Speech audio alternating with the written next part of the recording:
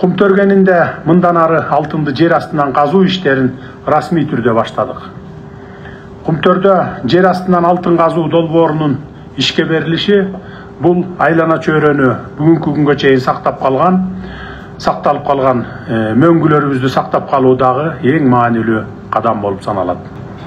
Бүгүнкү күндө жер астын көздөй 1600 метрдей жер көзөлүп, туннель жасалып, курамы тоннасына 5 граммдан жогору болгон баалуу рудаларды алганы турабыз. Жер астынан алтын казуу долбоорунун иштөө мөөнөтү 17 жылга ылайыкталып, 147 тонна алтындын геологиялык запасы мамлекеттин балансына коюлду. Албетте, Кумтөрдө жер асты менен бирге мурда казылып келген карьерлерден ачык ыкма менен дагы алтын өндүрүлө берет. Бирок акырындык менен жер астынан алтын казуу долбооруна артыкчылык берилет. Акыркы 3 жылда мамлекеттик ипотекалык үйлөр карапайым элге тапшырылып жатканына баарыңыздар күбө болуп жатасыздар. Мына ошол курулуштарга кеткен акчалардын баары ушул Кумтөрдөн түшкөн кирешелер экенин билип жүрүшүңүздөр керек.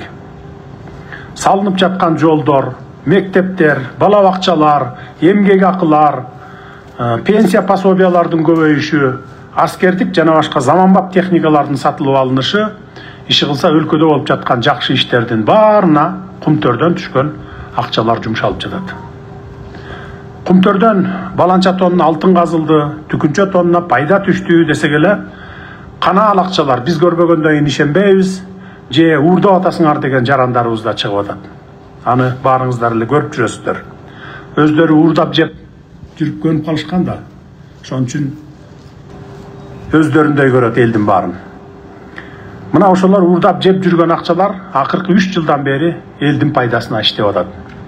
Мындан ары Кумтөрдүн пайдасын эл көрүп жатканын жакшылап билип жүргүлө. Кумтөр элдин энчисине алынган акыркы жылдардагы ийгиликтерине токтоло кетейин.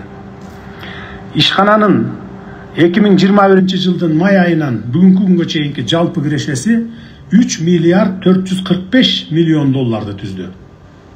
Кыргыз Республикасынын мамлекеттик бюджетине салыктар жана башка төлөмдөр түрүндө эле 891,6 миллион доллар төлөндү. Почти 1 миллиард доллар. Бул мезгил ичинде жалпысынан 54 тоннадан ашуун алтын өндүрүлдү. Мурда Кумтөрдү чет өлкөлүк компания иштеткен 28 жыл ичинде үлүштүк киреше же дивиденд түрүндө болгону бизге 100 миллион доллар беришсе, Кумтөр мамлекетке өткөн 3 жылдан бери 441 миллион доллар дивиденд алдык.